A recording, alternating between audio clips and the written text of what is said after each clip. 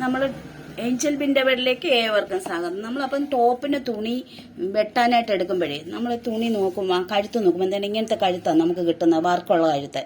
അപ്പോൾ എന്തെടുക്കുമെന്ന് അറിയാം, നമ്മൾ കഴുത്തളവ് എടുക്കുകയാണെങ്കിൽ ഒരു 6 അല്ലേ 6.5 അതിൽ കൂടുതൽ എടുക്കത്തില്ല. അപ്പോൾ ഇതിൻ്റെ കഴുത്തളവ് നോക്കിക്കേ, ഒരു 7 ഇഞ്ച് 7 അല്ല 8-നടുത്ത് വന്നിട്ടുണ്ട്, 8.5 അടുത്ത് വന്നിട്ടുണ്ട്.